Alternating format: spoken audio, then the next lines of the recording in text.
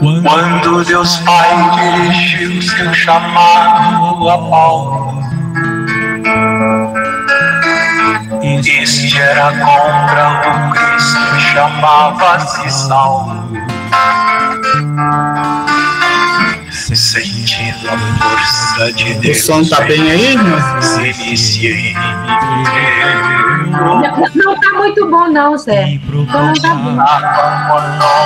Pai lhe mostrou, chegou doente a Galácia, melhorou. Em breve estadia, pregando a nova aliança, o amor, a alegria. Depois de Paulo, porém, veio gente da antiga lei a dizer: de Moisés cumpram a lei. Paulo só quer saber é do Cristo Jesus, morto em cruz, qual rebelde à opressão, mas que o Pai ressurgiu por seu sopro de amor para nós. Paulo podia escolher um entre dois caminhos, um bem mais fácil, o império aceitar sem espinhos, outro a ser inventado em aliança com pobre Deus. Foi o segundo difícil que Paulo escolheu. Hoje também para nós a questão é eterna: viver tranquilo aceitando a injustiça moderna, ou palmilhar com Jesus o caminho por mundo irmão. Não existe melhor religião. Paulo só quer saber é do Cristo Jesus, morto em cruz, qual rebelde à opressão, mas que o Pai ressurgiu por seu sopro de amor para nós. Paulo hermeneuta interpretas tão bem o Messias. Teu evangelho nos traz liberdade e alegrias. Não nos impõe uma lei, protocolos e ritos mil. O Deus amor não pede ao filho ou temor servir. Quem só se move por lei não ver Deus como amigo.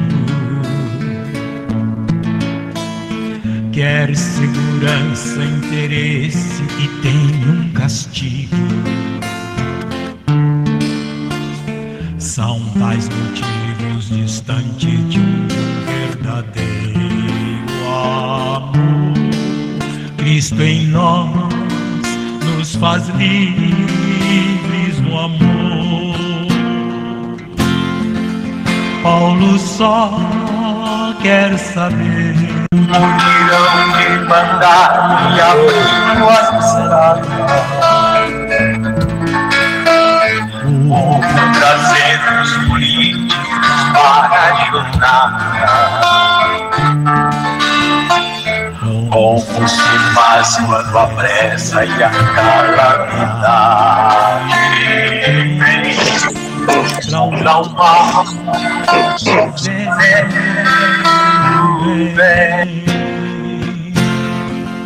Paulo só quer saber é do Cristo Jesus, morto em cruz, qual rebelde à opressão, mas que o Pai ressurgiu, o seu sopro de amor para nós.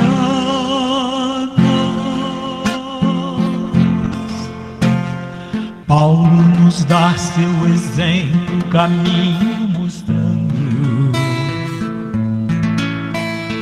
Ouçam Jesus, sua voz está sempre chamando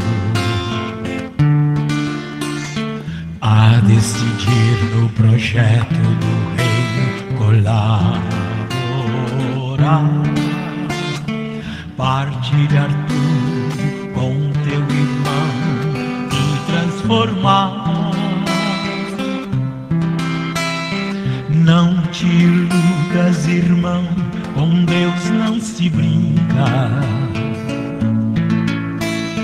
E cuida bem de ti mesmo, senão o vaso trinca.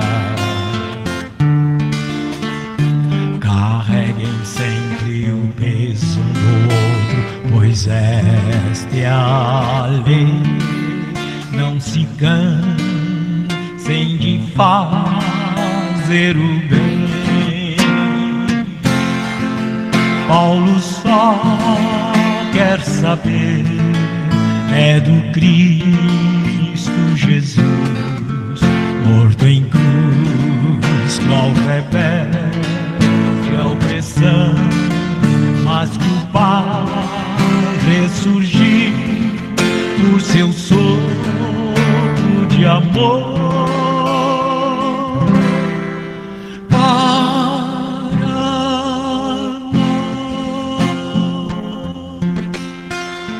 O ser humano foi feito por Deus com destino, configurar-se a Cristo, Filho Divino. Mas ninguém nasce já pronto, amoroso, ideal assim. Tem toda a vida para se fazer chegar ao fim. Paulo entendeu que tal obra não se faz sozinho. É em comunidade, forjando o caminho. Um para todos e todos unidos para cada qual. Só assim se constrói o ideal. Paulo só quer saber é do Cristo Jesus, morto em cruz, qual rebelde à opressão, mas que o Pai ressurgiu por seu sopro de amor. Boa noite, Frei, boa noite a todos. Prazer imenso tê-lo aqui conosco. Seja bem-vindo. Que bom, né? O Senhor tirou esse tempo, né? Eu sei que é um homem muito, muito ocupado e realmente se dispôs, se disponibilizou esse tempo conosco. Que Deus te abençoe e te proteja. Realmente é muito importante para nós, muito mesmo, essa sua disponibilidade, essa sua generosidade, tá? E que Deus nos abençoe e nos proteja. Você acha que a gente vai começar, né? A gente já começa, porque...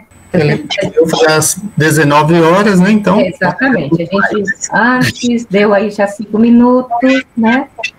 Vamos, boa noite a todos, e já agradecendo, entrando já nesse clima com essa música que é fortíssima, muito para se pensar, é para questionar, é para meditar, é para rezar muito em cima dessa música. As imagens são fortíssimas, Frei. Muito mesmo. E é aí a nossa realidade, né? É aí o que estamos vivendo, é a nossa situação, e aí está aí do nosso lado, né? Não vamos correr em outros lugares, não está na China, não está lá na Grécia, está aqui do nosso lado. Aconteceu, está acontecendo conosco, né? Então a gente vai começar fazendo um momento de oração, nos colocando, acalmando a nossa alma, o nosso espírito com essa música, com esse nosso momento, nesse sábado, já noitinha, já nos preparando para um domingo, e agradecendo por tudo. Eu creio que agora é momento da gente agradecer muito por tudo, por estarmos aqui, por estarmos vivas e vivos, né? Por ter a oportunidade de agradecer a Deus por esse dia, por essa semana vivenciada e por esse momento. Um instantinho de silêncio, acalmando e silenciando o nosso espírito, o nosso coração. Pedindo ao Pai do céu, ao Pai de todos nós, ao Pai presente aqui entre nós, ao Pai que caminha conosco, esteja aqui presente conosco, rezando. Pai nosso que estais nos céus, santificado seja o vosso nome. Venha a nós o vosso reino. Seja feita a vossa vontade, assim na terra como no céu. O pão nosso de cada dia nos dai hoje. Perdoai as nossas ofensas, assim como nós perdoamos a quem nos tem ofendido. E não nos deixeis cair em tentação, mas livrai-nos do mal. Amém.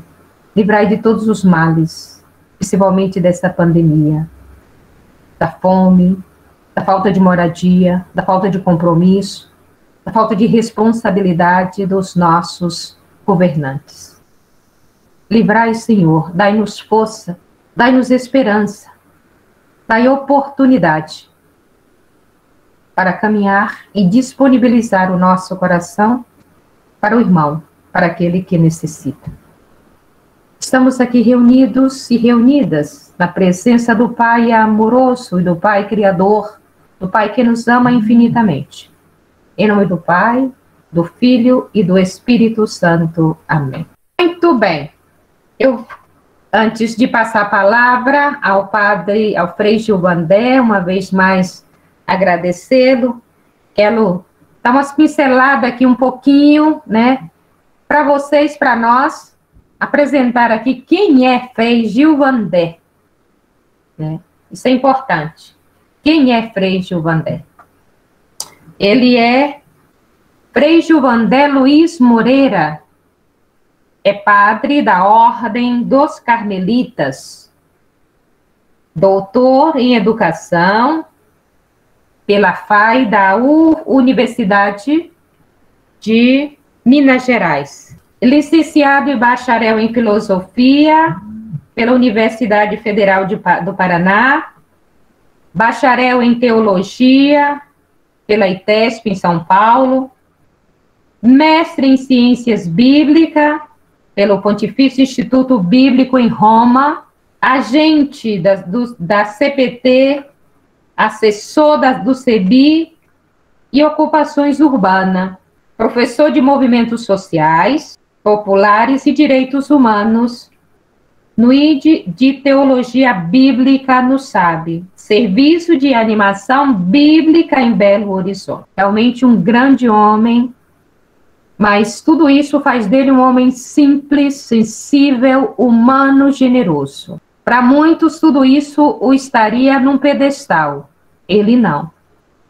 É um homem da sensibilidade, da simplicidade, é um homem do povo, um homem dos irmãos pobres, daqueles que estão longe, estão afastados, estão à margem. Um homem de Deus. Deus vos abençoe. Muito obrigado pela sua presença. E a palavra é sua. Muito obrigado, irmã Zenaide. Boa noite a todos e a todas. Irmã Zenaide e José Carlos, tem várias pessoas falando que o som está baixo. Então, levanta a mão, por favor, aí. Quem que está me ouvindo bem? Se estiver me ouvindo bem, levanta a mão aí. Tá ok o som? Porque, boa noite, o som está muito baixo. Tá baixo, continua baixo agora, Maria José? Tá ótimo, meu, tá ótimo. Sandra Moreira, está levantando a mão, beleza. Ótimo, então, aqui também tá ótimo. Ótimo. Então, primeiro, assim, agradecer do fundo do meu coração, na pessoa da Zenaide, do José Carlos, né? É o convite para estar aqui, peço licença para a gente partilhar e socializar com vocês algumas reflexões, várias experiências de vida aqui, a partir da carta do apóstolo Paulo aos Gálatas, né? Nesse mês da Bíblia. E de saída também eu quero dizer assim que eu tenho o maior carinho, o maior amor pelo povo querido da querida diocese de Caetité, na Bahia, né? Já tive a alegria e a responsabilidade de ir aí algumas vezes, pegar o ônibus aqui em Belo Horizonte, quase umas 20 horas de viagem fazendo curva e tal, para assessorar módulo aí, sexta, sábado, domingo, da Escola de Fé e Política, né? E já fiz algumas palestras, o Marcos me convidou várias vezes, então estou muito feliz de estar com vocês aqui, né? E quis, de saída, sugerir para a irmã Zenaide e para o José Carlos, para a gente ouvir um pouco essa música aí que apresentamos, que foi escrita pela irmã Marisa Saboia, que é uma freira da congregação das Irmãs Salesianas. Ela já tem mais de 80 anos de idade e mais de 60 anos na missão, ao lado dos pobres, já morou muito tempo na favela, né?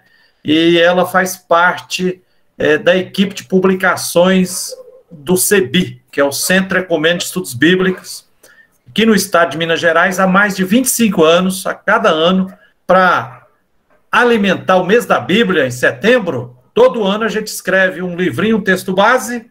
Esse ano tem 8 artigos, eu escrevi um, eu sou o coordenador dessa equipe de publicações do CEBI Minas, e escrevemos também uma cartilha, né, com círculos bíblicos, para a gente que, a partir da leitura da palavra de Deus, a partir da Bíblia, a gente possa alimentar a nossa caminhada libertadora, né? E a irmã Marisa Saboia, nos últimos anos, a cada ano, ela, inspirada, ela escreve uma música e pega uma melodia já bastante conhecida aí, né? Então, depois, quem quiser ouvir com carinho, já passei o link aí, o Zé Carlos e a Zenaide pode compartilhar. Talvez, se quiser, Zé Carlos, colocar o link aqui no chat, para depois, quem quiser ouvir de novo. E aí tem a Nádia, das Comunidades Eclesiais de Base, lá da Arquidiocese de Uberaba, Triângulo Mineiro, que colocou as imagens para ir ajudando a gente a dialogar, né? Para mostrar um pouco o espírito, a mensagem do apóstolo Paulo.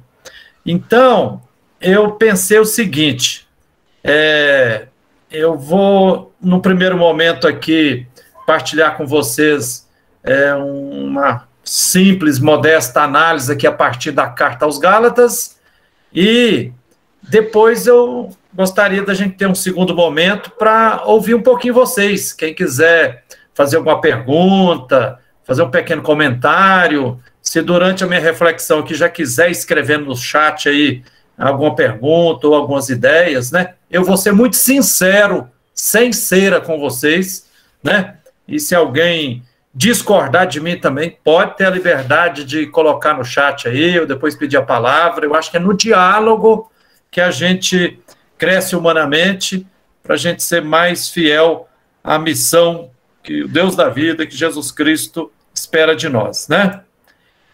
Então vamos lá. Carta aos Gálatas, que é o assunto do mês da Bíblia, agora setembro de 2021. E lembrando que nós estamos celebrando 50 anos de mês da Bíblia, que, por ironia da história, começou aqui em Belo Horizonte, né? Com o Frei Carlos Mestres, com o Padre Antônio Antoniazzi e o povo das periferias, que com um olho na Bíblia, né? E aí começou os círculos bíblicos, as escolas bíblicas, aí depois nasceu o CEBI, que já está com quase 50 anos de vida também. Lembrar por que setembro é o mês da Bíblia. Um dos motivos é porque dia 30 de setembro é dia de São Jerônimo. E São Jerônimo, que viveu ali entre 350 e 430 mais ou menos, depois de Cristo, ele estudou grego e hebraico mais de 30 anos e teve a alegria e a responsabilidade de traduzir a Bíblia dos manuscritos originais, hebraico, grego, aramaico, para o latim, né? E ele fez a tradução chamada Vulgata. Vulgata vem de vulgo, vulgo é popular. Então, São Jerônimo, para dizer uma palavra, ele colocou a Bíblia na linguagem do povo, na linguagem popular, porque ali de 350 a 430, o que mandava era o Império Romano, então a língua mais falada era o latim, né? Então tem grande essa contribuição. Depois, essa Vulgata me lembra muito a edição da Bíblia, a edição pastoral, né? Quando eu fazia o mestrado em interpretação da Bíblia, lá em Roma, pertinho do Vaticano lá, a gente aprendeu assim que para fazer a tradução da Bíblia, a gente precisa de uma dupla fidelidade. Fidelidade ao autor ou autora, quem escreveu, e ao contexto, o pretexto daquela época, e fidelidade ao leitor, à leitora de hoje, né? Traduzir é algo difícil, né? E no Brasil nós temos mais de 20 tipos de traduções de Bíblia. Tem umas traduções muito boas, mas tem outras traduções horrorosas, né? Que tem até um ditado lá na Itália que diz que todo tradutor é um traidor, né? De saída eu já alerto aqui, por exemplo, tem uma Bíblia aí que, essa aqui, por exemplo, ó, Bíblia Sagrada, grande letra, linguagem de hoje, né? Da Sociedade Bíblica do Brasil, mas tem falsificações em quase todas as páginas, né?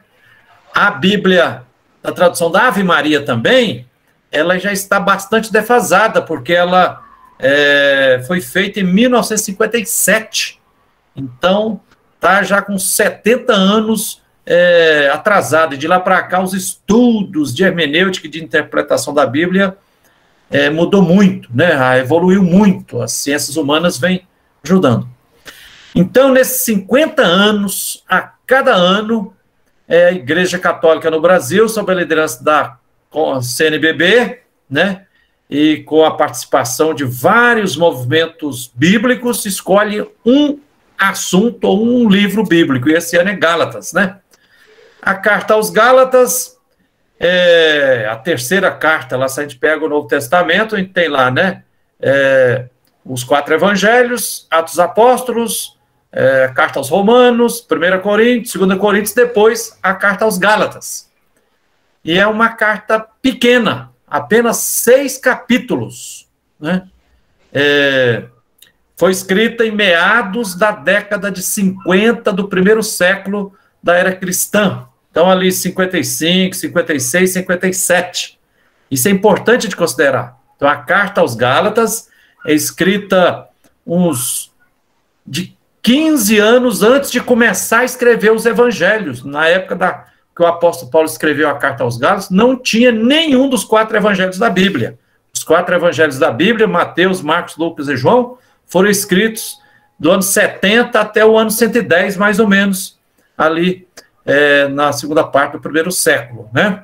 Depois é importante a gente considerar também, eu vou tentar passear por esses 6 capítulos da carta aqui, mas algumas coisinhas introdutórias aqui, como chaves de leitura. Como para a gente entrar numa casa, a gente precisa de chaves para abrir as portas, né? Então, é importante a gente resgatar que a carta aos Gálatas é carta. É carta. Não é livro, né? Prefiro, acho que é mais sensato chamar mesmo de carta, e não é epístola.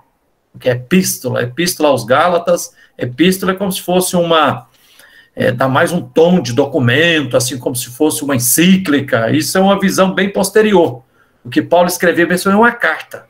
E aqui eu chamo a atenção que escrever carta é diferente de escrever livro, né?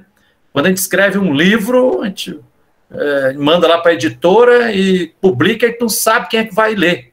Mas quando a gente escreve uma carta, o autor ou a autora conhece os destinatários. E na carta tem muito diálogo. Então, na carta, normalmente, se a gente prestar atenção nas entrelinhas, aparece a realidade da comunidade, né? Quando a gente está distante, você escreve para a pessoa que você ama, para a família, para o parente, para o amigo, mas falando de assuntos que os dois conhecem. Isso é importante a gente considerar. Depois é importante a gente ver como é que começa a carta. Começa lá no início, capítulo 1, versículo 1. Paulo, apóstolo. Então, secamente, de forma direta, o apóstolo Paulo faz questão de dizer, Paulo apóstolo, faz questão de dizer, quem está escrevendo é apóstolo, eu sou apóstolo, né? Ele já se apresenta como apóstolo. A carta aos Gálatas é diferente das outras cartas paulinas, que normalmente começa assim, mandando, né? Que a graça e a paz esteja com vocês e Mas o apóstolo Paulo, quando ele escreveu a carta aos Gálatas, ele estava tão indignado, ele estava ferido, estava possuído por uma ira santa, porque ele tinha recebido notícias de que falsos irmãos, chamados judaizantes, estavam infernalizando e tentando desvirtuar a caminhada bonita que as comunidades cristãs lá da região da Galácia vinham implementando. E aí ele já foi direto ao ponto. E esses falsos irmãos, judaizantes, que vieram lá de Jerusalém e chegaram ali na Ásia Menor, que é uma província, e uma província colonizada, né, uma colônia do Império Romano, e estava lá tentando desvirtuar, apresentar um outro evangelho, e para isso eles estavam caluniando, difamando o apóstolo Paulo em 3 aspectos. Eles diziam, esse Paulo que anunciou para vocês, ele não é apóstolo, não. Ele não é um dos 12. Tentava descaracterizar o apóstolo Paulo por isso. E aí Paulo já começa a carta, eu sou apóstolo. Eu sou apóstolo, né? Marilene, desligue aí o microfone, se for, para não dar eco, por favor. É bom a gente manter só um microfone ligado, senão mais de um microfone. Eu acho que o José Carlos consegue desligar os microfones aí, para não fazer eco também, né? Zé, fica atento. Desligou. Então, seguindo aqui. Então, o apóstolo Paulo faz questão, já no início da Paulo, Paulo, apóstolo. Quer dizer, eu sou apóstolo, estou anunciando aqui, ó. Agora é importante, eu chamo a atenção, a gente prestar atenção no significado das palavras. O que significa a palavra apóstolo? Quando a gente ouve as palavras, naturalmente a gente já vem um conceito que já está na cabeça da gente, né? Está no imaginário popular, quando fala apóstolo, a gente já lembra automaticamente um dos 12. Né? O título era um dos 12, então não era dos 72 discípulos.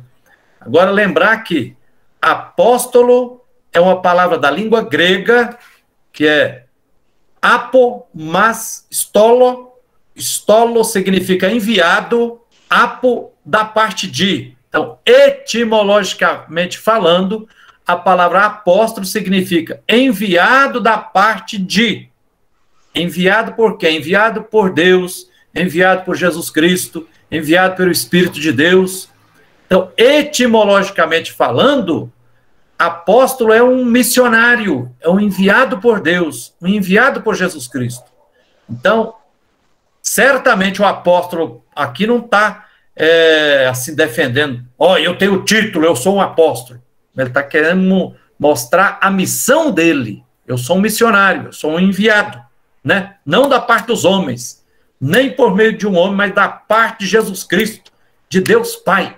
Eu sou um enviado, sou um missionário, né? Ele tenta já responder essa acusação. Faz bem também a gente pensar, quem é Paulo? quem foi o que fez o apóstolo Paulo, né? Que hoje a gente sabe assim, a gente tem que ver quem fala. Se um irmão em situação de rua, ou um camponês, um indígena fala uma coisa, isso tem um peso. Se o presidente da República fala, tem outro. Se o ministro do Supremo Tribunal fala, tem outro. Se o padre fala, se o arcebispo... Então, quem fala também é importante. E aí faz bem a gente recordar. O apóstolo Paulo, que nasceu como Saulo, judeu, teve a oportunidade de estudar muito, muito erudito, um letrado, né? Mas, mesmo tendo se tornado um intelectual, o apóstolo Paulo teve a grandeza, a sensibilidade e a humildade de se tornar um trabalhador braçal. O apóstolo Paulo faz questão de dizer, em várias de suas cartas, dizendo, eu trabalho com minhas próprias mãos. Fabricante de tendas, ali um artesão, né? Ele falou, trabalho com minhas próprias mãos e evangelizo de forma gratuita. E também trabalho com minhas próprias mãos para não ser peso para as comunidades. Então, eu queria já de saída lembrar esse aspecto aqui, que, aliás, tem até um texto, um livrinho do Frei Carlos Mestre sobre o apóstolo Paulo, que é Paulo, apóstolo e trabalhador. Então, Paulo era um intelectual, mas era também um trabalhador, da classe trabalhadora. Trabalhava com as mãos, né? Trabalho manual. E aí, por dois motivos, para se autossustentar e também para que a sua evangelização fosse grátis. Aqui já tem dois aspectos importantíssimos. Ainda mais se a gente lembrar que as comunidades lá da região da Galácia, as comunidades cristãs, elas estavam numa província que era uma colônia, colonizada pelo Império Romano. E o Império Romano, a base que sustentava o Império Romano era a escravidão. Então, assim, 2/3 da população era formada de pessoas escravizadas. Pessoas que trabalhavam demais e ganhavam quase nada, às vezes trabalhavam só para comer, né? Era censurada, não tinha liberdade, né? Era muito considerado mercadoria, não era respeitado da sua dignidade, não tinha liberdade, né? Eram muitas vezes presas para pagar dívida, quando ficavam endividadas, ou quando eram muito espoliadas, exploradas com um exagero de impostos, né? Não é à toa que depois os evangelhos vai perguntar lá para Jesus, e aí, Jesus, devemos pagar imposto ou não? Então, a maioria do povo ali da Ásia Menor, das comunidades da Galácia, eram também muito superexplorados por um excesso de tributação. Pagavam imposto em demasia, né? E aí, na lógica e na engrenagem do Império Romano também, trabalho manual era coisa reservada aos escravos, né? Porque a elite, aqueles que estavam no poder político, no poder econômico, no poder ideológico, ou os militares, aqueles que tinham trabalhar pensando, eles tinham que... Aí eles podiam ganhar muito, mas então quem fazia os trabalhos manuais era o povo escravizado. Então veja que a maravilha, o apóstolo Paulo se coloca na postura dos trabalhadores manuais, na postura das pessoas escravizadas.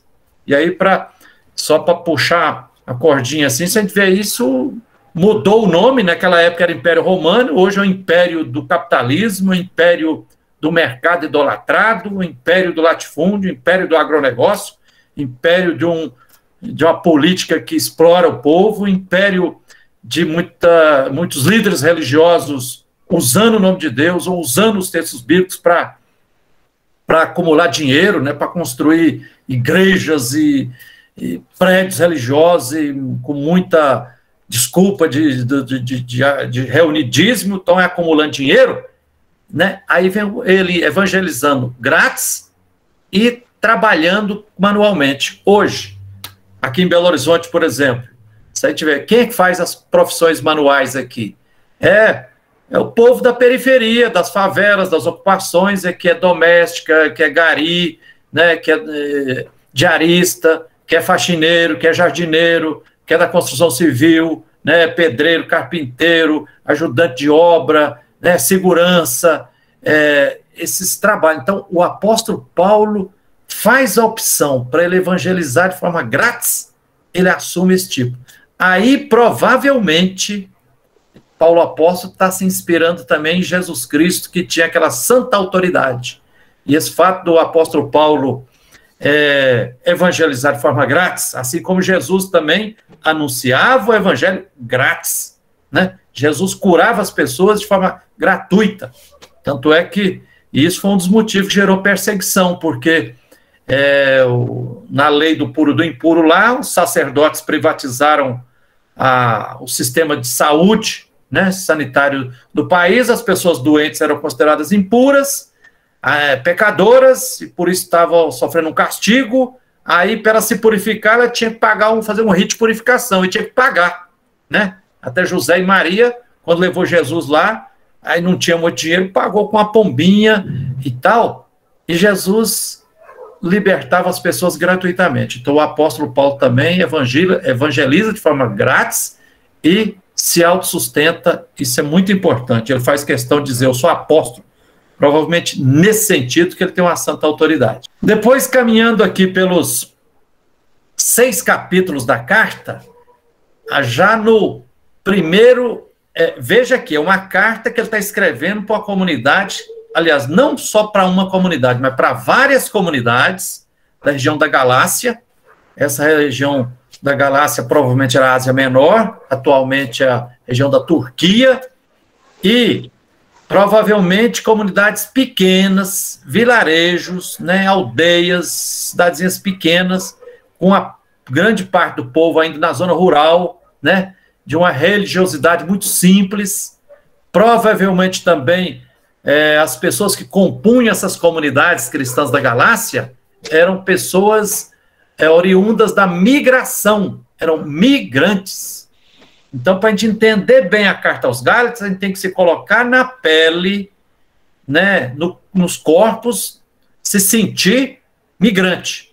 E quem entende bem quem é migrante, quem de fato teve que sair de sua terra natal, sair do seu estado, às vezes do seu país, da sua região, e foi para outro lugar, e por isso enfrentou discriminação, motivo de chacota.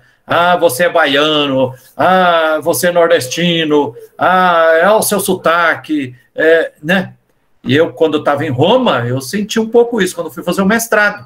Por exemplo, em Roma, durante 3 anos e meio, tinha um outro colega carmelita, frei padre carmelita como eu, e a gente andando junto em Roma, nesses 3 anos e meio, por 3 vezes a polícia barrou meu colega, frei padre carmelita como eu, só porque ele era negro, e não me pegava. Falou, nós dois somos brasileiros, só porque eu sou branco, a polícia não me pega, pega meu colega porque é negro, né? Quando fomos para Palestina, lá em Israel, 2 semanas estudar geografia bíblica e arqueologia, nós somos um grupo de 8 padres fazendo mestrado em interpretação da Bíblia, e tinha um padre colombiano junto conosco. Fomos pegos umas 6 vezes nesses 15 dias lá pelo exército de Israel, porque quando descobria que tinha um colombiano conosco. Colombiano só mexe com cocaína, traficante, não sei o quê, e levava ele para um lado, nós para outro, nós tínhamos que explicar por que nós estávamos andando com um colombiano, né?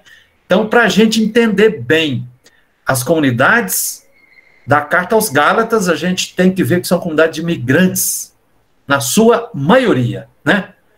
E aí o apóstolo Paulo, já no primeiro capítulo, ele profundamente indignado pela presença desses falsos irmãos que chegaram com outra proposta, e aí ele já direto, ele escreve lá no Gálatas 1:7, ele diz assim, não existe outro evangelho.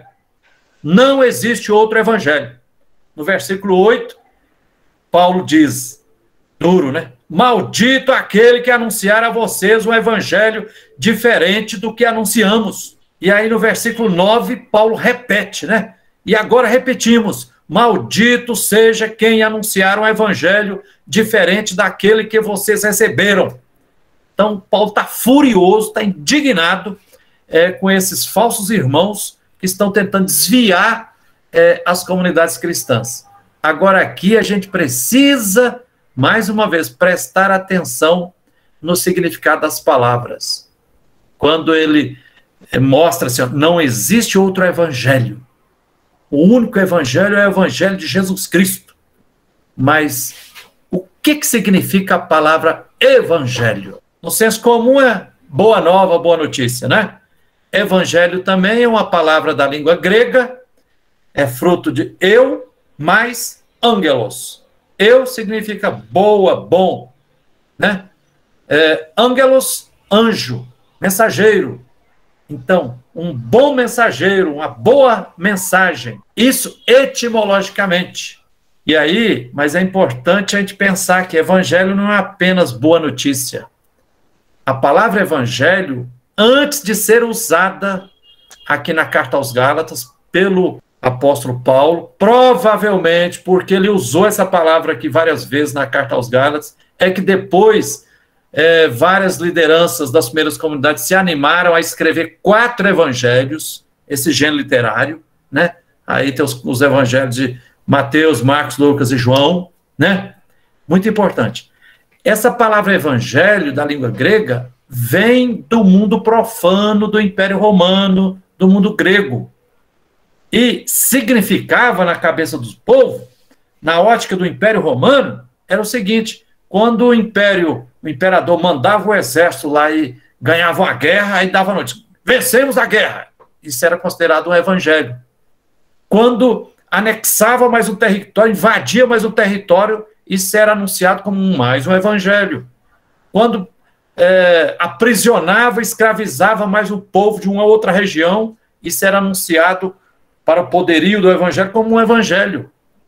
O poderio do império como um evangelho.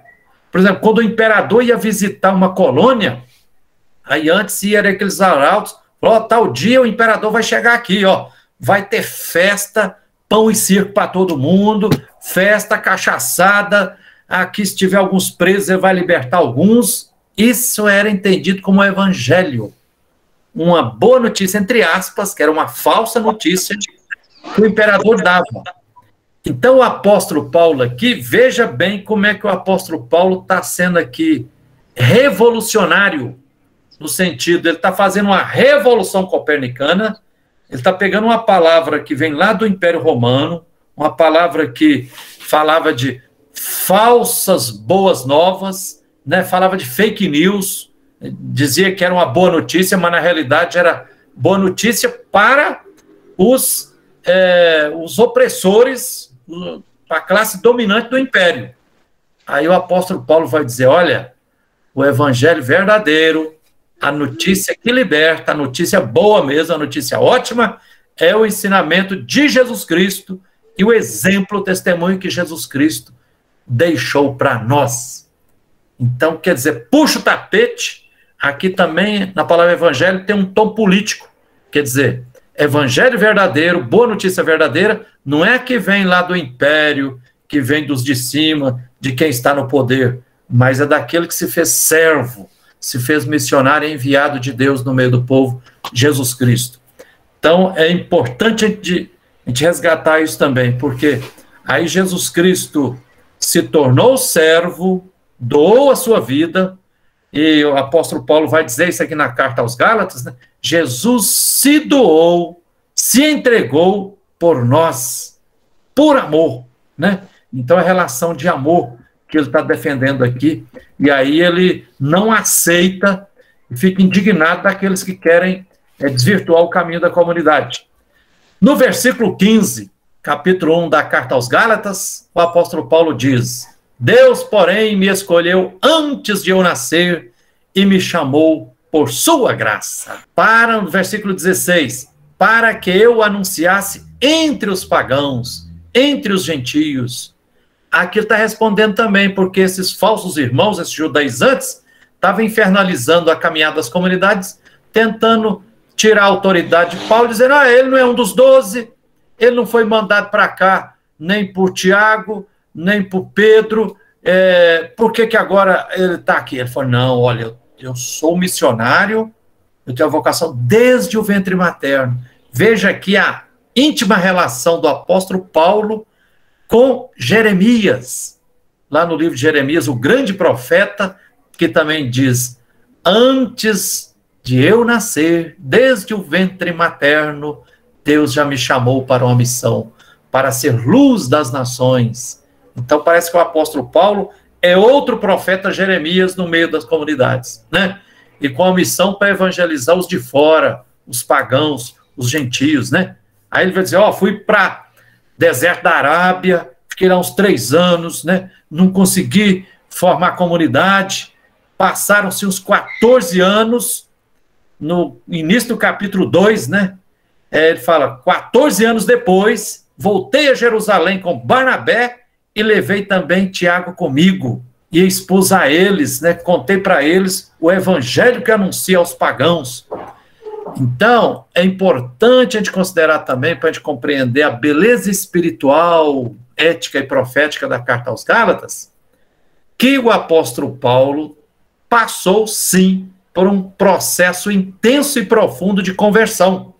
Não foi assim, vapt-vupt, conforme está lá no capítulo 9 de Atos dos Apóstolos, dizendo que na estrada de Damasco, que Paulo apareceu uma luz e que ele teria caído do cavalo. Aliás, essa história de cavalo nem está lá em Atos dos Apóstolos, é uma interpretação posterior que se colocou, como se Paulo tivesse passado por um processo de conversão vapt-vupt, assim, num raio de luz do dia para a noite. Não.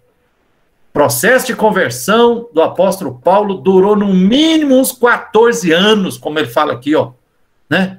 Ele falou: fui perseguidor, eu era judeu arraigado mesmo, cumpridor da lei, mas eu fui me apaixonando gradativamente pela mensagem, pelo testemunho, pelo ensinamento de Jesus Cristo, e aí ele foi mudando. Isso é que acontece na vida da gente, né? Uma vez me marcou muito, eu perguntei para uma freira, falei: irmã, por que você resolveu ser freira? Ela falou: porque Deus me chamou. Eu falei: como é que você descobriu que Deus te chamou para ser freira? Ela falou: Frei Gilvan, se eu for te contar, eu levei uns 10 anos para entender isso. Então, às vezes, é assim, processo, né? Tudo na vida é processo, devagar, e tudo às vezes vai mais rápido, às vezes, como diz o grande João Guimarães Rosa, né? A vida é assim, às vezes esquenta, estica, esfria, encolhe, né? É no ritmo da vida.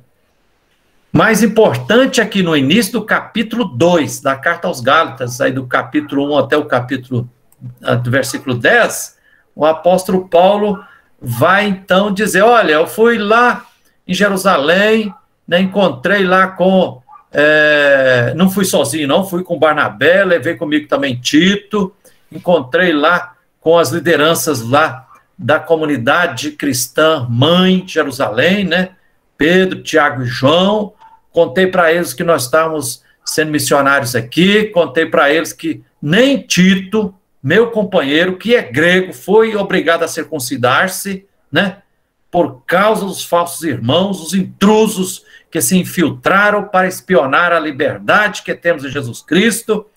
E ele foi narrando isso, né? Mas para a verdade do evangelho, Paulo repete muito essa carta, a verdade do evangelho. É provável também que o 4º evangelho da Bíblia, o evangelho de João, né, que vai dizer lá que a verdade liberta, que liberta também porque dói, escorraça as trevas, e a mentira oprime, mata. É provável que o 4º evangelho assimilou essa ideia da verdade, contrastando com a mentira, a partir da carta aos Gálatas aqui, porque ele frisa muito isso, né?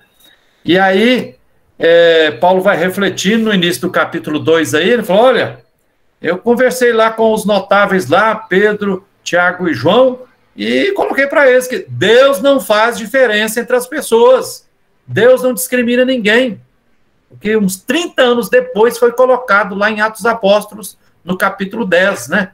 Aí na pessoa de Pedro fora da Palestina, lá junto com Cornélio, aí tem uma visão de puro e impuro, e ele fala: pode, uns animais caindo no lençol lá, ele fala: pode matar e comer, é tudo puro, né? Deus não faz diferença entre as pessoas. E depois aparece também lá na carta a Tiago, lá na década de 80, mais ou menos. Deus não faz acepção de pessoas, que resgata a fina flor do capítulo 1 lá do Gênesis, né? No final daquele relato bonito, poético, aquele poema lindo da criação, nas ondas da evolução, Deus criando, e Deus se maravilhando com as criaturas, né? É bom, é bom, é bom, é maravilha, maravilha. E aí, quando cria o ser humano, homem e mulher em pé de igualdade, é muito bom, beleza. E aí diz lá assim, criou o ser humano, homem e mulher, imagem e semelhança de Deus. Imagem e semelhança de Deus, né? Então, assim, Deus não faz diferença entre as pessoas, já aponta aqui, né? E ele vai colocando. Mas a mim foi confiada a evangelização dos não circuncidados, quer dizer, dos pagãos, dos gentios. Tiago, Pedro e João, considerados como colunas, reconheceram a graça que me fora concedida, estenderam a mão a mim e a Barnabé em sinal de comunhão. Naquela época, assim, imagina a cena, ele chega lá e coloca, eles ouvem, dialogam, depois estende a mão, fala, tamo junto. Então, expressão de comunhão, né, de fraternidade. Aliás, lembrar aqui, a palavra, o apóstolo Paulo, na carta aos Gálatas, ele mostra a busca dele como missionário da gentilidade, dos de fora, buscando comunhão com a igreja mãe de Jerusalém. Mas veja bem, comunhão não é simplesmente um mandar e todo mundo obedecer. Isso não é comunhão. Comunhão também é outra palavra da língua grega, né? Que vem de koinonia, comum. Comum é juntos. Então, na comunhão implica a existência do outro, do diferente. Porque eu fazer comunhão comigo mesmo, isso é egocentrismo. Eu tenho que fazer comunhão com outra pessoa que é imagem e semelhança de Deus, é meu próximo, mas é diferente de mim. Não sou ela para mim é diferente e eu sou diferente para ela, mas ele tem que se respeitar, temos dignidade. Então, comunhão é fraternidade na diferença, na pluralidade, não me impondo, né? E aí, beleza, que como fruto desse encontro que Paulo relata aí nos primeiros 10 versículos do capítulo 2 da carta aos Gálatas, aí lá em Jerusalém, no capítulo 10, Paulo fala assim, eles quem? Pedro, Tiago e João pediram apenas que nos lembrássemos dos pobres. Não esqueçam os pobres, não esqueçam os pobres, não esqueçam os pobres. Essa é uma das colunas mestras da carta aos Gálatas, né? E interessante que esse episódio aqui do encontro do apóstolo Paulo com as lideranças lá da Igreja Mãe de Jerusalém, também é relatado lá no capítulo 15 de Atos dos Apóstolos, mas uns 30 anos depois. Veja que eu falei, a carta aqui escrita ali por volta de 55, 56 do primeiro século. E Atos dos Apóstolos é escrito lá de 80, 85, depois. E lá diz que eles teriam colocado também umas resistências lá, umas condições. Falou, olha, não pode se envolver com carne dos ídolos, não pode comer carne aos ídolos e tal. Aqui não. A única coisa que ele diz, olha, não esqueçam os pobres. Quer dizer, façam opção pelos pobres. E para a gente entender bem essa afirmação lapidar aqui da carta aos Gálatas, a gente precisa lembrar que toda vez que na Bíblia se fala em pobres, está falando não simplesmente de pobres, mas de empobrecidos. E, em grande parte, são pessoas escravizadas. Por exemplo, lá no Egito, eram os escravizados pelo imperialismo dos faraós do Egito. Depois das primeiras comunidades, eram os pobres escravizados pelo Império Romano. E aí, nesse meio aí, teve vários outros impérios, né? Teve o Império Babilônico, o Império antes Assírio, o Império grego, depois o Império Romano. Assim, opção pelos empobrecidos. E é importante lembrar também que então, a opção pelos pobres, ela é genuinamente bíblica e é profundamente defendida pela carta aos Gálatas, né? E é claro, não é simplesmente porque o pobre é santo, o pobre é bom, tudo. É porque o pobre é um empobrecido. Então, numa sociedade desigual, para a gente chegar na fraternidade verdadeira, real, concreta, eu tenho que me colocar ao lado do elo mais enfraquecido, para chegar na construção de fraternidade verdadeira. Depois, continuando na carta aos Gálatas, o apóstolo Paulo vai, assim, chamar a atenção para dizer assim, olha, gente, cuidado com a hipocrisia, não sejam hipócritas, né?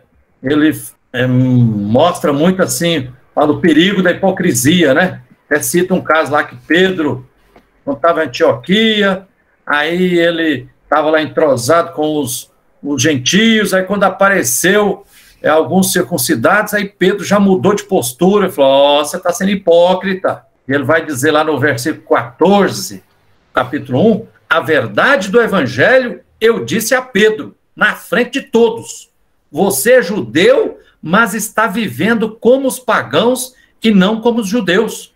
Como pode, então, obrigar os pagãos a viverem como judeus?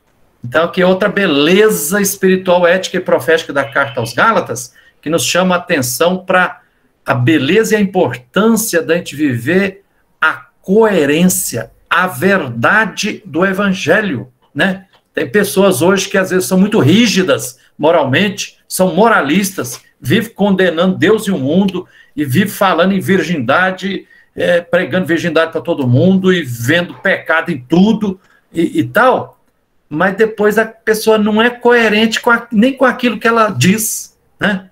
Então ele alerta, cuidado com a hipocrisia.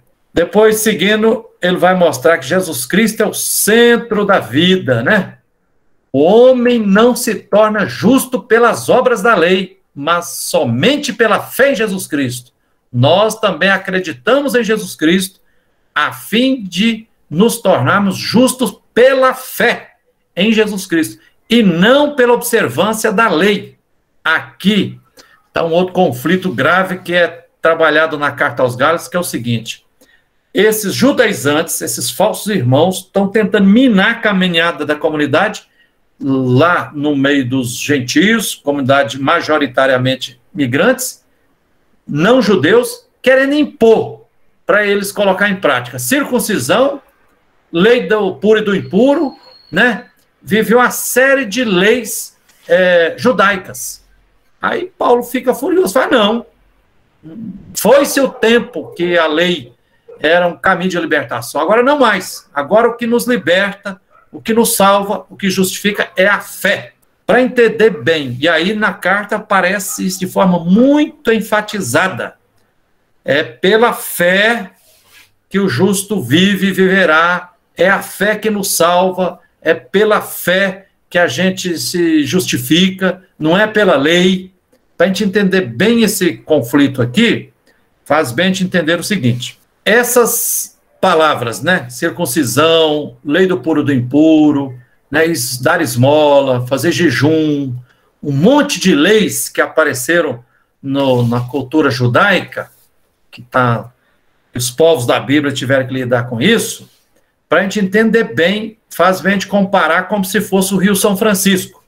Começa com uma gotinha de água pura e cristalina, vem uma segunda gota, uma nascente, depois 2 nascentes, 3 nascentes e tal, aí vem uma nascente, e aí o rio vai se formando devagarzinho, até que nos mais de 7 estados aí passa o Rio São Francisco, passando ao longo de mais de 500 cidades, vão se chegando 36 grandes afluentes e depois dezenas e centenas de afluentes e subafluentes, e tudo vai jogando, vai aumentando em quantidade aquela água, mas vai diminuindo a qualidade, vai aumentando a contaminação.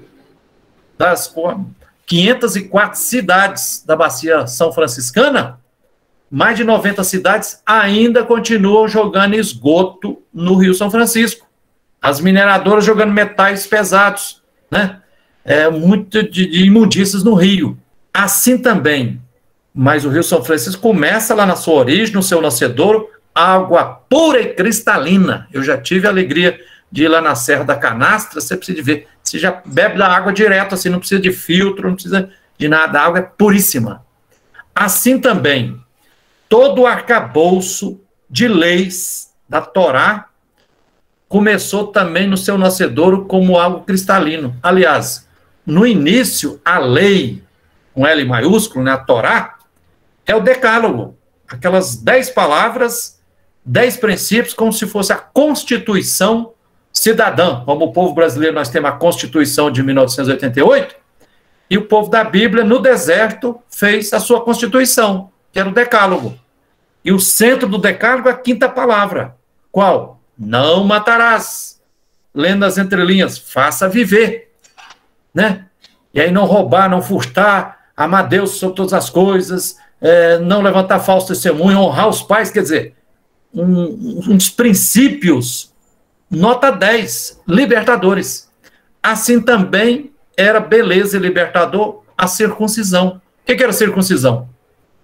É você fazer a tal da cirurgia da fimose, cortar o prepúcio do pênis para um povo que estava em situação de deserto, escassez de água, um calorão federal, né? Com dificuldade de fazer higiene pessoal, poderia contrair bactérias ali e a pessoa adoecer e por causa disso morrer. Então, cortar o prepúcio do pênis era uma medida sanitária para gerar vida, para fazer o bem para a comunidade. A lei da pureza e da impureza, como é que começou? Porque o povo também, na experiência dos 40 anos no deserto, passando fome, pouca água, e aí estava falando, você começou a comer uma coisa aqui sem saber, começou às vezes comer até barata, comer bosta, qualquer coisa, comer um pedaço de alguma coisa lá que via. Aí, a pessoa está doente, você comeu o quê? Ele está doente porque ele comeu aquilo. Aí, a partir da questão sanitária, é que eles organizaram, olha, então vamos dividir as coisas entre puro e impuro. Por exemplo, animal quadrúpede tem que ter 4 pelos, unha rachada, igual porco e vaca, mas tem que ruminar. O porco tem a unha rachada, mas não rumina, então não come não, que é carne mais remosa, pode adoecer. Então a lei da pureza e da impureza no início era uma medida sanitária para gerar vida, assim como foi no início da pandemia aqui, que houve todo o esforço, né, da Organização Mundial da Saúde e os infectologistas, epidemiologistas, o povo da área da saúde pública, olha, tem que lavar as mãos, álcool em gel, tem que usar máscara, tem que manter distanciamento para você não morrer, para você não contrair Covid, nem passar para os outros, Assim também eram as leis de puro do impuro, a lei da circuncisão para gerar vida. E também, por exemplo, como é que nasceu na Bíblia essa história de fazer jejum e dar esmola? Dizer assim, foi o seguinte, se você estando na terra, no templo, você vai lá, participa do culto, faz o sacrifício, doa lá o seu carneirozinho e faz a oferta em holocausto. Agora, se você estiver fora da terra, sendo migrante, sem o templo, no lugar de você fazer o holocausto, você não pode oferecer um sacrifício, então nós vamos substituir por 3 coisas. Fazer o quê? Fazer jejum, dar esmola e oração. Então essas 3 coisas eram uma forma assim, de incluir positiva também para quem está longe da comunidade, se continuar vivendo a sua fé, né? Por exemplo, como a experiência como é que começou, por exemplo, a questão do sacrário na Igreja Católica. Na Idade Média, quando começou a celebrar a missa, aí alguém falava, frei, padre, fulano de tal não pode vir à missa porque ele está doente, está acamado. Então começou a deixar uma hóstia ali para depois pedir para levar para aquela pessoa. Então, o sacrário, na sua origem, foi para deixar algumas hóstias consagradas, para depois levar para as pessoas que estavam acamadas, paralisadas, enfermas, e que estavam sem condições de vir ali participar presencialmente da comunidade. Uma proposta, beleza. Só que com o andar da carruagem, com o passar do tempo, isso deixou de ser o motivo principal E aí apareceu a proposta, que foi se solidificando cada vez mais, de se fazer a adoração da hóstia consagrada, que é outra coisa bem diferente do que você deixar ali a hóstia consagrada para incluir, você ser fraterno com quem não está em condições de participar naquele momento ali. Agora, assim como o Rio São Francisco nasce de forma com água pura e cristalina, que gera vida, e ele vai crescendo em tamanho, mas vai recebendo poluição, assim também todo o arcabouço legal, seja com essas leis da circuncisão, lei do puro do impuro, né? A lei do puro do impuro, na época de Jesus, era um terrorismo para discriminar as pessoas, né? Por exemplo, os sacerdotes tinham, na prática, privatizado o sistema de saúde, dividiu o povo entre puro e impuro. Quem que era considerado puro? Os sadios, os ricos, aqueles que estavam no culto sempre, que dava esmola, fazia jejum, tudo tranquilo, tal. Agora, quem era doente era considerado impuro, quem estava suado era impuro, a mulher com hemorragia era impura, com menstruada era impura, a mulher em resguardo era impuro. Aí, não, você está doente? Então você está impuro, você está doente porque você fez um pecado, aí Deus está te castigando. E aí depois você tinha que pagar para o sacerdote fazer um rito de purificação. Então houve uma privatização, e aí, além da pessoa estar doente, ainda a pessoa tinha que ser discriminada porque um líder religioso jogava na cara dela porque ela estava doente, porque ela era impura, e ela era impura porque ela tinha pecado, e Deus estava castigando. Aí era 2 sofrimentos em cima. Né? Por isso que Paulo, apóstolo, diz, gente, Jesus Cristo nos libertou desse peso dessa lei, essa lei pesada, né? E aí aquilo que depois, uns 20 anos depois, foi colocado no Evangelho: vós que estáis cansado, com peso nas vossas costas, vinde a mim que eu vos aliviarei. É o Paulo apóstolo. Jesus nos libertou. E ele, mais para frente, o apóstolo Paulo vai dizer assim, a lei era como um pedagogo. Pedagogo, essa palavra grega, o que era o pedagogo lá na Grécia? Lá? Era um adulto que, quando a criança estava começando a caminhar, você pega na mão assim e vai caminhando para a criança não cair. Aí depois que a criança aprende a caminhar, você solta a criança caminha com as próprias pernas, não precisa mais do pedagogo que está ali segurando na mão. Ou então, quando você vai construir um prédio, uma casa com vários andares, você faz aqueles tais de andaimes, né? Você faz o térreo, você construi o segundo, você faz um andaime, aí você sobe o andaime, depois você construi tudo, você tira o andaime e passa a morar na casa. Então, a lei é andaime, é um pedagogo, é uma escora. Então, Jesus agora é a fé em Jesus Cristo que liberta, que nos justifica, que nos salva. Agora, é importante a gente entender também o que significa fé em Jesus Cristo. Fé, que em grego é a palavra pits. E fé é o seguinte, normalmente, quando as pessoas falam, as pessoas normalmente, pelo senso comum, dividem as pessoas, quem tem fé e quem tem ateu, né?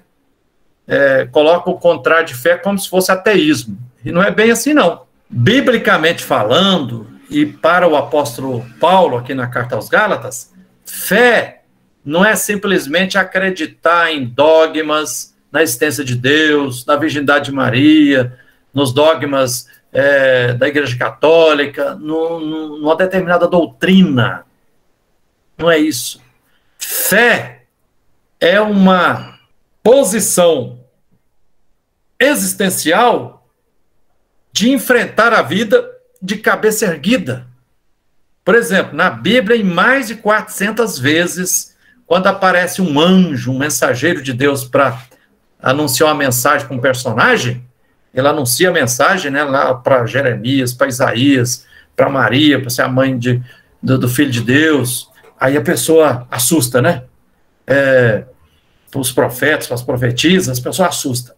A segunda palavra que o anjo normalmente diz assim: não tenha medo, não tenha medo, não tenha medo. E dizendo pelas entrelinhas, o que é? Tenha coragem, coragem.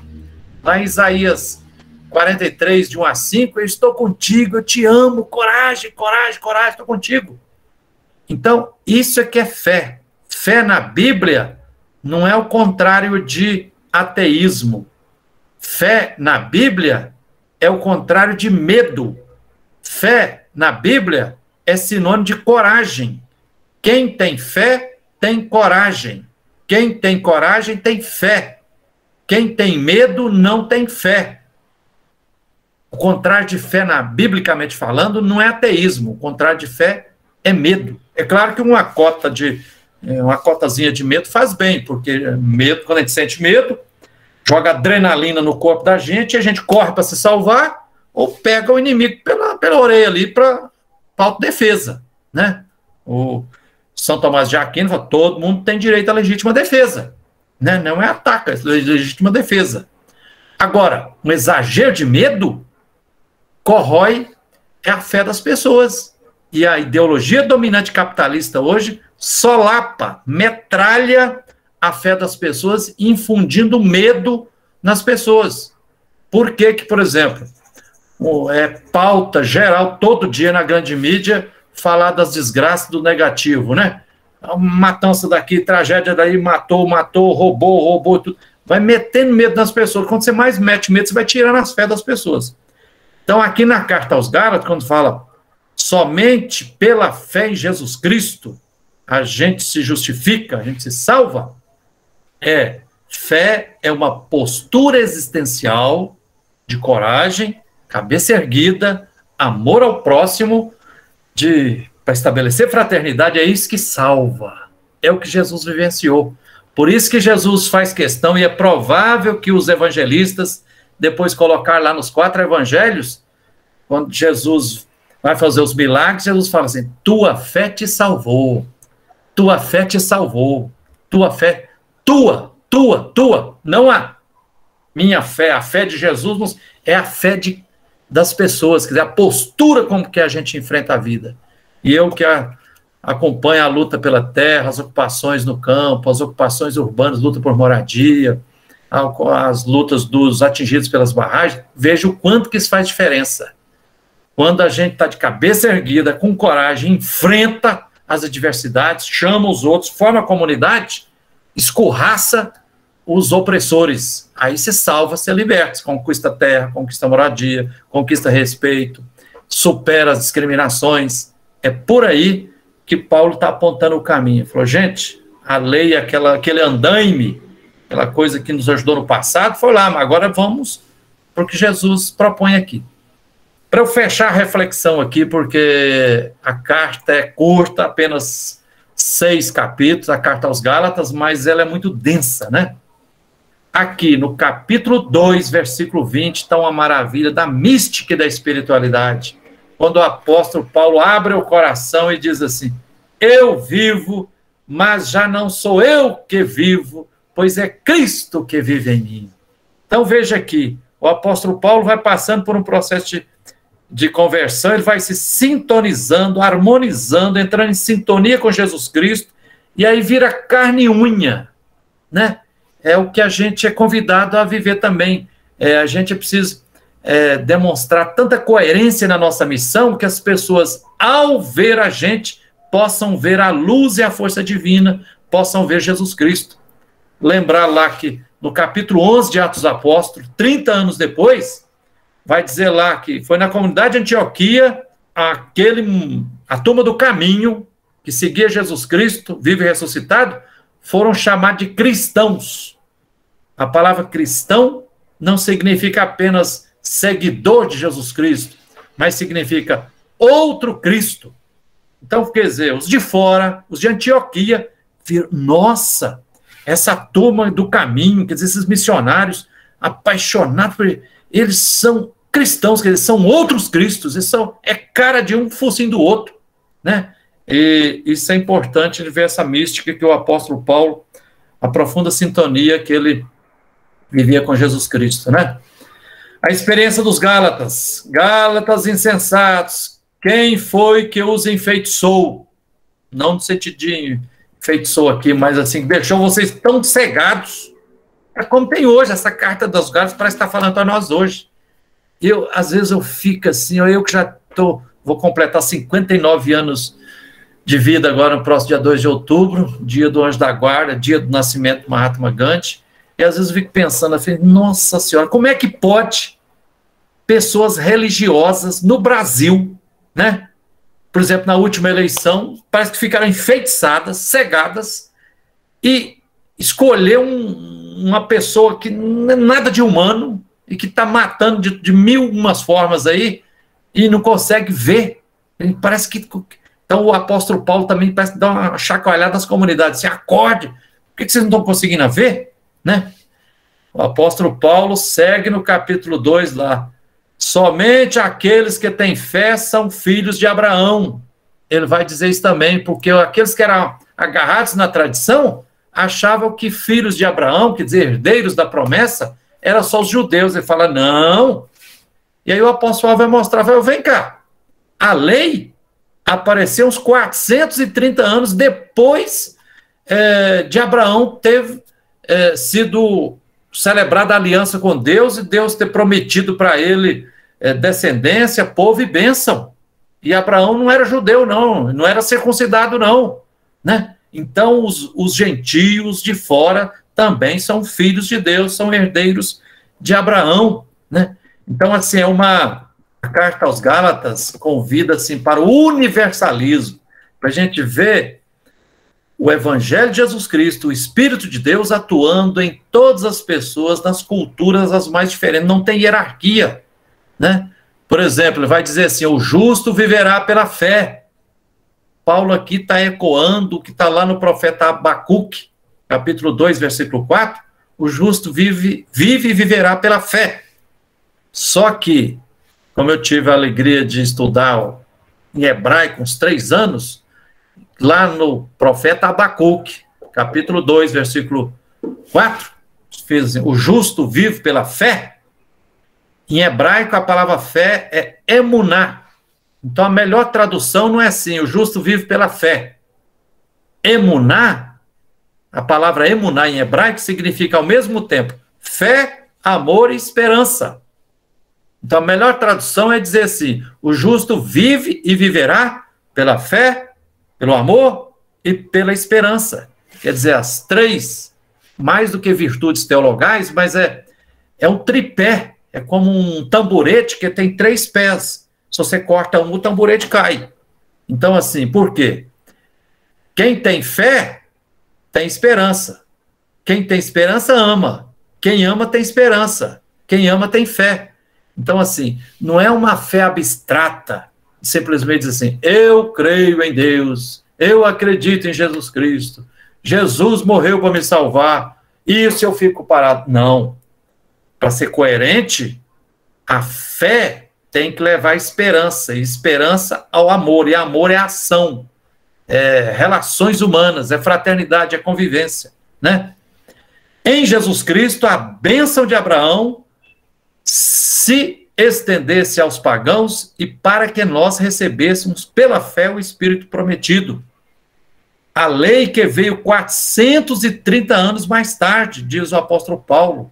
Então, os gentios também que estão entrando para as comunidades também são filhos de Deus, são herdeiros da aliança. A lei, portanto, é para nós como um pedagogo que nos conduziu a Cristo, é como um andaime. Agora é Jesus Cristo que já nos mostrou o caminho, né? Não, aí chega lá no capítulo 3, coração da carta aos Gálatas, capítulo 3, versículo 28, uma maravilha, que diz assim, não há mais diferença entre judeu e grego, não há mais diferença entre escravo e homem livre, entre homem e mulher, pois todos vocês são um só em Jesus Cristo. Isso aqui é uma maravilha, quer dizer, veja aqui, Paulo está propondo uma superação das várias hierarquias e desigualdades que tinha na sociedade escravocrata do Império Romano e que o judaísmo enrijecido, moralista, fundamentalista impunha, querendo dizer que judeu era mais cristão do que grego. Ele falou, não, o Espírito de Deus age em todas as culturas, todos os povos, não tem uma etnia mais pura do que outra, essa história de raça pura, dizer que branco é mais santo do que o negro,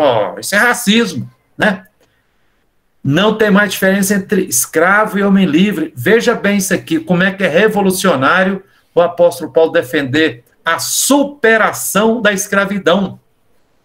Por isso que a carta aos Gálatas é a carta da liberdade cristã. Pugna, defende a superação das relações sociais de escravidão. Naquela sociedade da época, era assim uma hierarquia. Eram os livres, uns 5, 10% da sociedade aqui, 90% escrava. Foi, gente, todos têm a mesma dignidade. Tem que ser respeitado. Então, tem que superar essa divisão entre escravo e livre. É o que está, por exemplo, colocado na Constituição Brasileira de 1988, o princípio do respeito à dignidade humana. Toda pessoa que é humana tem que ser respeitada e valorizada na sua dignidade, independente se é preto ou branco, se é pobre ou rico, se é mulher ou homem, se tem orientação homossexual ou não, se é nordestino ou sulista, ou camponês ou da cidade, se é amarelo, se é estrangeiro, tem que ser respeitada a dignidade. Depois, Paulo defende também, não pode ter mais diferença entre homem e mulher, quer dizer, tem que superar o machismo, o patriarcalismo, né? Não pode um viver mandando, não pode o homem viver violentando a mulher, né? Todos nós unidos em Jesus Cristo. Que maravilha, está propondo isso. E aí outra maravilha em Gálatas capítulo 4, versículo 4, vai dizer lá, o Filho de Deus nasceu de uma mulher. Jesus Cristo, Salvador, nascido de uma mulher. Então, a carta aos Gálatas diz, pé no chão, mostra a íntima relação entre o humano e o divino. Um dos males que a carta aos Gálatas quer espantar e exorcizar é o dualismo entre divino e humano. Ele fala assim, olha, Jesus é humano, nascido de mulher é humano. Porque se é nascido de mulher, não é cachorro, não é gato, não é animal irracional, não é um periquito, é humano. Então ele está dizendo assim, Jesus, o Filho, aquele que nos apresentou o caminho, é humano. E aí é por aqui que o Papa João 23 dizia, Jesus, de tão humano, se tornou divino. Se tornou divino. Então não tem oposição. Então o caminho para a santidade passa necessariamente pela humanização. Quanto mais humano formos, mais divinos seremos, né? E para a gente se humanizar, a gente tem que amar o próximo, tem que ser solidário, tem que lutar contra as injustiças, não pode espalhar o ódio, né, intolerância, não pode ser racista, não pode ser homofóbico, não pode ser cúmplice da devastação do meio ambiente, não pode ser cúmplice da humilhação das mulheres, né? Tem que ser fraternidade. E para amar o próximo, a gente tem que lembrar do que o grande Paulo Freire dizia. Paulo Freire gostava de falar assim, olha, ele dizia, eu sou pessoa cristã. Amar o próximo é uma maravilha. Temos que amar todas as pessoas e todas as criaturas, mas não podemos amar todo mundo da mesma forma. Devemos amar os pobres, os empobrecidos, os oprimidos, os injustiçados, os marginalizados. Como? Nos colocando ao lado deles, para, com eles, a partir deles, de forma solidária, lutar pelos seus direitos. E continua Paulo Freire dizendo, e temos que amar os opressores, como? Fazendo o possível e o impossível para retirar das mãos deles as armas da opressão, né? Por exemplo, o latifúndio é uma arma de opressão, porque sequestra a terra em poucas mãos, expulsa o povo para as periferias das grandes cidades. O agronegócio é uma arma de destruição, desertifica os territórios, disseminando sua monocultura, devastando a Amazônia, acabando com o cerrado e tudo, não para produzir alimento para o povo, mas para produzir commodities, mercadorias para exportação, que vai gerar lucro e acumulação para as mega empresas. E deixa aqui 20 milhões de irmãos nossos passando fome. Então, por isso que a gente tem que denunciar o agronegócio, né? E aí o apóstolo Paulo dizia, olha, Deus é pai, Abba, papai, nos ama. Você já não é escravo, mas filho, e se é filho, é também herdeiro por vontade de Deus. Talvez, para a gente entender a carta aos Gálatas, a gente precisa também se sentir na pele dos filhos adotivos, né? Às vezes tem gente dizendo assim, esse filho aqui é legítimo, tem direito à herança. O outro é adotivo, não tem direito à herança, não. Então, todos nós temos herança, né? Aliás, inspirado na carta aos Gálatas, com isso estou terminando, eu acho que a gente precisa rever também essa questão de herança. Por exemplo, no Brasil, o imposto sobre herança é uma migalha. Vai de 2%, 4%, 6%, até 8%. Varia de estado para estado. Mas é uma merreca.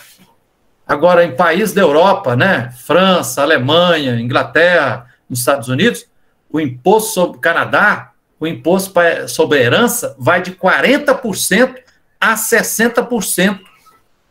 Isso é o mais justo. Porque o que acontece no Brasil?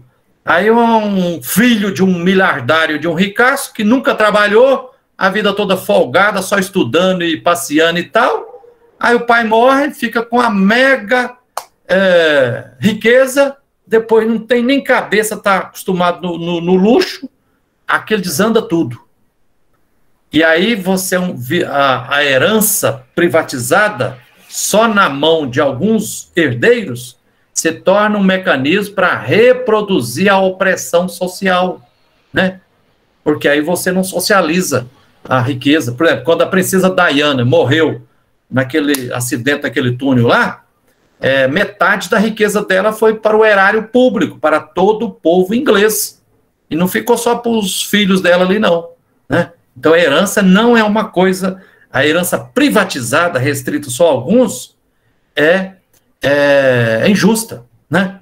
E isso acontece no Brasil também. Um dos mecanismos que faz a latifundiarização no Brasil é isso. Por exemplo, acontece no campo. Tem 5 filhos. Aí aquele que normalmente é mais fraco, estudou menos, às vezes tem um problema, uma deficiência, fica lá na cidade, ou fica lá no campo. O filho mais esperto muda para a cidade. Na cidade ele ganha mais dinheiro. Quando o pai e a mãe morrem, aí aquele mais rico da cidade compra a herança do irmão mais fraco lá. E com isso vai concentrando a terra. Depois fica a terra sem lá, porque ele não volta a morar na terra lá. Ele fica lá na cidade. Aí ele vende para o fazendeiro do lado. Então, um esquema de apropriação da riqueza. Para terminar, o apóstolo Paulo diz, né? Eu dou testemunho de que, se fosse possível, vocês teriam arrancado os próprios olhos para me dar. Será que me tornei inimigo só porque lhes disse a verdade? Meus filhos, sofro novamente como dores de parto até que Cristo esteja formado em vocês. Cristo formado em vocês. Então veja bem assim, que a gente seja reflexo do Cristo. É um pouco aquilo que está lá na profecia de Jeremias também, né, capítulos 30 e 31, quando ele diz assim, olha, agora a nova lei não é mais uma lei lá escrita em tábuas, está escrita no coração, internamente, para acontecer uma assimilação, para que a gente viva colocando em prática a verdade, a fraternidade que Jesus Cristo testemunhou entre nós. Vivendo assim, vocês, irmãos, são filhos da promessa, né? Cristo nos libertou para que sejamos verdadeiramente livres. Sejam firmes e não se submetam a um novo jugo de escravidão. Em Jesus Cristo, o que conta não é a circuncisão ou a não circuncisão, mas a fé que age pelo meio do amor. Quem ama tem fé. Quem diz que só tem fé e não ama, é racista, odeia, intolerante, não tem fé, né?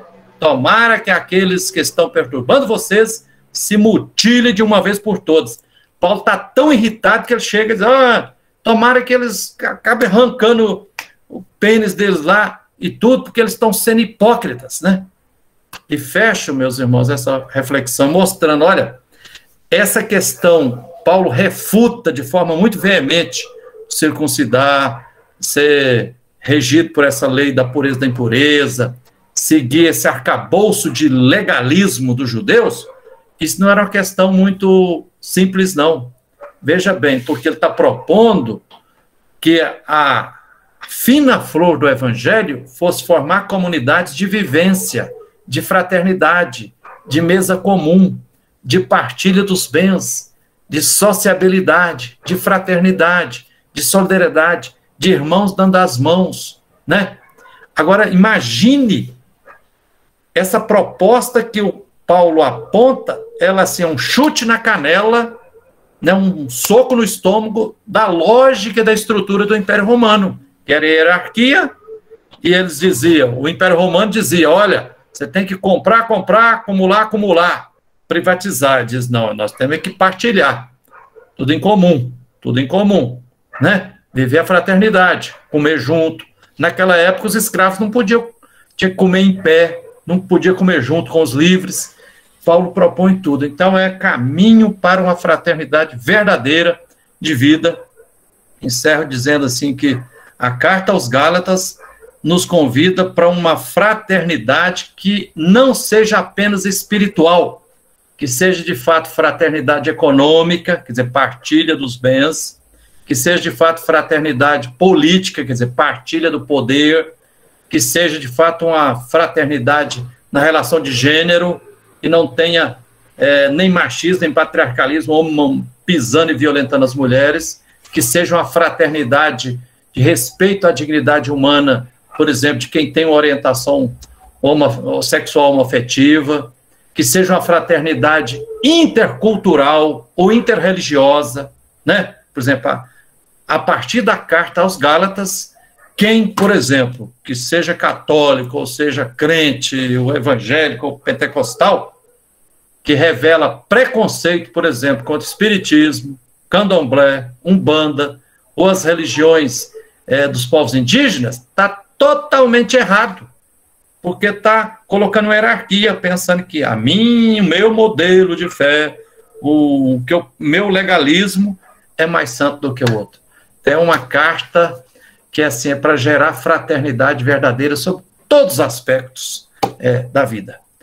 Fico por aqui, agora a palavra é com você, irmã Zenaide, Zé Carlos, para quem quiser falar, comentar e perguntar, esteja à vontade. Obrigado. Frei, que maravilha! Meu Deus do céu! Irá chegar o novo céu, a nova terra, o novo mar? Homem de Deus! Muita gente deveria estar escutando isso daí, porque realmente essa carta, nesse momento, veio realmente como um tapa de luva, né? Aquela luva de pelica, para muita gente, em muitas caras. Realmente é interessante. É esse sentido verdadeiro que Paulo dá. Realmente ele estava raivoso mesmo, porque abriu sem dó e sem piedade. E é isso que a gente precisa hoje. Nesse momento que a gente está vivendo, Frei, a gente precisa de realmente encontrar-nos e ter essa sensibilidade, essa ternura de escutar coisas que nos ajude realmente a enfrentar essas adversidades, essas situações difíceis. Porque estamos aí à mercê de mercenários, de genocidas, né? Estamos aí lutando. Se a gente não se ajudar, se a gente entre nós não ter essa sensibilidade, essa ternura, não sermos solidários, Frei, aonde vamos parar? Aonde vamos chegar? Né? E essa carta aos Gálatas é um exemplo muito grande. Né? Chega de genocídio, chega de morte, chega de falta de compromisso, de responsabilidades. Então, entre nós, irmãos, aqui, mais pobres, humildes, se unir. Porque se a gente não fizer isso, qual a diferença deles lá em cima? O que estamos fazendo de diferente? O que nós queremos? Então, realmente, esse realmente é o momento. E o Senhor foi muito feliz em nos dar essa oportunidade de perceber e de sermos sensíveis a essa situação. E nós precisamos. Nós, catequista, nós religiosa, nós realmente aqui, animadores de comunidade, nós, então, termos essa sensibilidade. Poder mostrar para eles, ter um olhar de misericórdia, de sensibilidade, de compromisso, de ternura, de compartilhar. Isso é importante. E o Senhor foi muito feliz nesse momento. Que Deus te abençoe e te proteja. E nós devemos pôr isso em prática todos os dias. Entre nós. Começarmos por nós. Porque não podemos esperar algo de alguém que a gente colocou lá em cima. Porque, infelizmente, foi feita muita bestagem. E aí a gente tem que realmente assumir as bestagens. Mas vamos fazer diferente. Porque somos diferentes. Não porque somos melhores. Mas porque acreditamos em quem nos chamou, né, no Jesus Cristo misericordioso. Isso é importante. Só fico triste porque nem todos participam de uma palestra dessa, de um aprendizado desse. Infelizmente, os pobres ainda se separam, brigam uns com os outros por conta de politicagem, né? A gente vê, infelizmente. E um aprendizado desse que a gente está recebendo aqui hoje tinha que ser para todos, todos teriam que querer, né? Mas nós vamos tentar, pelo menos, repassar com nossas ações. Obrigada, Frei. Deus te abençoe. Beleza, a palavra está franqueada aí. Como eu falei no início, eu sempre busco ser sincero. Se alguém discorda também, sinta-se à vontade para falar, para perguntar, para questionar, porque eu acho que é sempre no diálogo que a gente cresce, né? Porque o que a gente não pode seguir é sendo omisso e nem cúmplice diante de tantas injustiças e tantas violências, né? Aliás, se a gente for pensar bem, quem que não quer ser feliz? E para a gente ser feliz, a gente tem que viver a fraternidade, né? Porque senão... Então, acho que ainda tem mais uns minutinhos aí, né, Zenaide? O encontro foi uma maravilha, sei. A maneira como que o senhor expôs fez com que a gente também não ficasse parado, né? Refletisse bastante sobre como que está a nossa fé na nossa comunidade. Porque às vezes a gente pega muito a Bíblia, olhando muito pelo lado espiritualizante, aquele chove não molha, aquele coisa muito superficial, e o Senhor nos deu uma sacudida para que a gente pudesse, então, ver por um outro ângulo, de uma maneira mais profunda. Então, eu acredito que todos nós que assistimos aí o encontro, vai ter agora uma outra postura, uma outra visão também sobre a carta aos Gálatas, né? Então, no caso, buscar vivenciar cada vez mais esses ensinamentos. Foi uma maravilha. Parabéns e obrigado por tudo. Para mim foi uma experiência muito boa, pois eu gosto muito das cartas de Paulo, eu sou apaixonado pelas cartas dele, e para mim foi um dos grandes apóstolos, né, que reforçou a Igreja Católica, junto com Pedro. Então eu gostei muito da aula de hoje, e com isso eu vou aprofundar mais, estudar mais as cartas de Paulo, porque eu gosto muito. Irmã Zenaide e José Carlos, e depois nós podemos colocar essa gravação aqui no YouTube, para se outras pessoas quiserem assistir, pode ser? Pode. Excelente. Uhum. É importante que aí todos tenham acesso a esse material. Realmente foi muito, muito bom. A ideia é maravilhosa.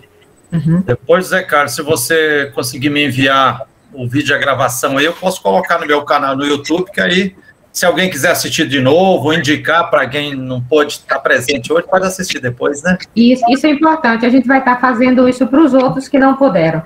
Porque Frei, aqui é muita gente, mas só que nesse momento tinha um encontro importante também. Então, bateu as duas coisas, né? Os dois, esse hoje e um outro que o pessoal ficou dividido, né? Infelizmente. Mas com essa bênção de conseguirmos gravar, e aí fica mais fácil. E a gente vai estar dizendo para eles onde está no seu canal. Tem essa possibilidade de entrar em contato, ter esse material em mãos, rever, meditar, repensar, refletir. Porque é um material para rezar também, né? Tá aqui para fazer retiro, dá para realmente a gente rever com outras situações essa carta aos Gálatas e esse mês de setembro. Estou assim, é como o irmão José falou, né? A gente está impactada com tanta coisas, né, maravilhosas que foi falada aí pelo nosso irmão. Então, só gratidão, né, a Deus, né, e a todos vocês por nos proporcionar esse momento tão importante, né, de conhecimento, que nos ajuda, né, com tudo isso que foi falado, esse aprofundamento, nos ajuda a estar mais próximo de Deus e a buscar, né, seguir de uma maneira mais consciente, né, que às vezes a gente vê uma carta, né, uma leitura lá na Bíblia, mas a gente não entende muito o contexto da época. Então, amei a aula de hoje e muito bom os exemplos, né, do nosso cotidiano, que ele fala, né, do Rio São Francisco, dos andaimes. Então, isso aí marca, né, quando a gente está lidando aí com essas situações do cotidiano. Então, muito obrigada e Deus abençoe, e foi muito gratificante e enriquecedor para a nossa fé. Eu também quero agradecer aqui a irmã Zenaide também e Zé por ter feito esse convite. Eu estava dividida porque tendo a catequese, eu sou coordenadora, aí eu propus aos companheiros que ficassem lá, né, que Natasha também não pôde, que tinha um culto, e eu vi que fui encaminhada também por Deus, não que da catequese não tenha, tenho certeza que deve estar sendo ainda, né, muito interessante, mas aqui, inclusive, Frei, eu já me inscrevi lá no seu canal para assistir as outras palestras. Pela primeira vez que eu tive a oportunidade de ter acesso a essa palestra sua, um palestrante bem incisivo, assim, que faz a gente, né, gostar mais. Então, foi assim, uma contribuição enriquecedora para a nossa caminhada, né, e nós só temos muito que agradecer, e agradecer a Deus pela sua vida, né, pela sua missão também. Obrigada, e boa noite, viu, a vocês. Obrigada, Zé, irmã, né, uma boa noite a todos vocês. Obrigada, Márcia. Eu também, bom descanso, boa noite. Frei, com imensa gratidão, imensa alegria, imensa satisfação que nós realmente lhe agradecemos pela sua disponibilidade, pela sua generosidade, pela sua simplicidade ao realmente passar para a gente. É muita sabedoria, mas uma sabedoria simples, uma sabedoria de uma pessoa que tem uma vivência muito grande. Isso é importante para nós, né? Para realmente todos nós, como diz catequista, coordenadores aqui, né? Essa sensibilidade de nós que fazemos parte de uma igreja, e queremos uma igreja viva, uma igreja solidária, não uma igreja que nos deixa cada vez mais fora.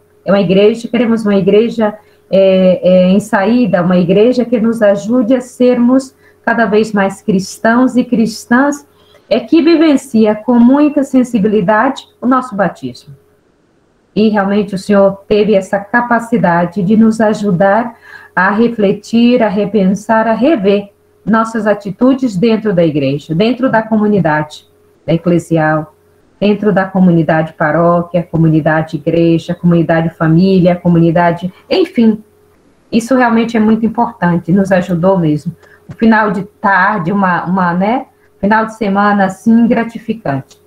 Pedimos a presença de Maria, que ela nos acompanhe, que ela nos ajude, e nos ajude a vivenciar cada vez mais esses momentos importantes, que nos ajudam muito.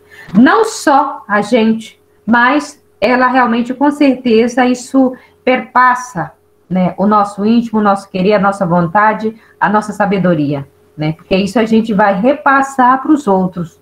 Vocês que não vieram, vocês que não estiveram aqui, por N motivos, né? Mas vá lá no canal, vá lá realmente, né? Veja isso. Veja esse momento. Isso realmente nos ajuda muito. Deus lhe pague por tudo. Deus te abençoe e te proteja com saúde e continue com essa sensibilidade, com esse carinho, com esse amor, né? Pela vida, pela luta, né? Que a luta sua não é fácil, né? Pela vida, pela esperança, pela dignidade humana de homens e mulheres simples e humildes que estão aí à margem da sociedade. Isso para nós foi muito importante. Deus lhe abençoe e Deus lhe pague.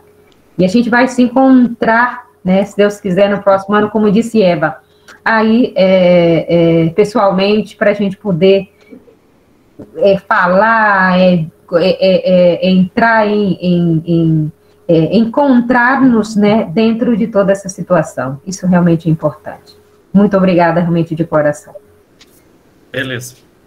Eu também agradeço. Que a luz e a força divina continuem nos guiando. Um abraço carinhoso a partir aqui de Belo Horizonte, Minas Gerais, para todo o povo baiano, da querida diocese aí de Caetité. Sejamos bons e verdadeiros discípulos e discípulas de Jesus Cristo, né? Porque nós estamos sentindo aí que religião no Brasil não está sendo uma questãozinha assim não, viu? Está sendo uma questão muito grave, porque as posições religiosas estão determinando a vida das pessoas, né? E muitas das decisões que estão desnorteando a sociedade nossa têm fundamento em determinadas concepções religiosas que muitas vezes estão bem diferentes do que a carta aos Gálatas propõe. Uma alegria estar com vocês. Obrigadão, tá? Padre, o Frei dá a bênção para nós, a gente finaliza com a sua bênção, né? Essa bênção, né, para todos nós, e nós somos imensamente agradecidas. Deus lhe pague mesmo de coração. E a bênção para nós finalizarmos esse momento. Amém. Que o Deus da vida, Deus que é infinito amor, esteja conosco.